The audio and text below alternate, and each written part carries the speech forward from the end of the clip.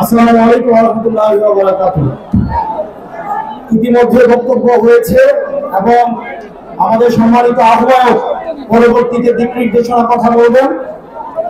আমি শুধু বলবো, সিলেট থেকে যারা এনসিপির প্রতিনিধিত্ব করছে, অর্পিতা আপা, আমাদের এহতেশাম ভাই, জুনায়েদ ভাই, আপনারা তাদের হাতকে শক্তিশালী করেন, এনসিপি কে সিলেটে শক্তিশালী করেন।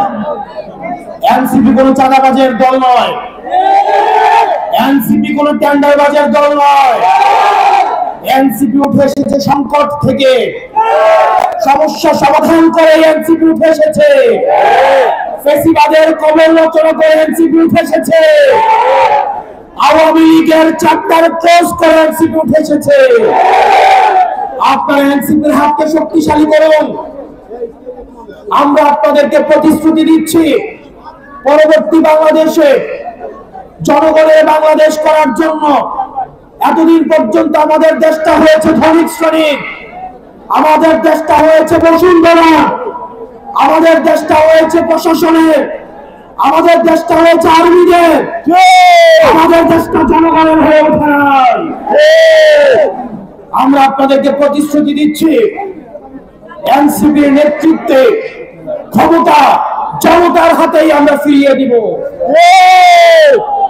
প্রিয় সিলেটবাসী, আপনারা সবাই ঐক্যবদ্ধ থাকবেন। আমাদের সংকট শেষ হয়ে এখনো যায়নি, আমাদের সামনে লড়াই রয়েছে।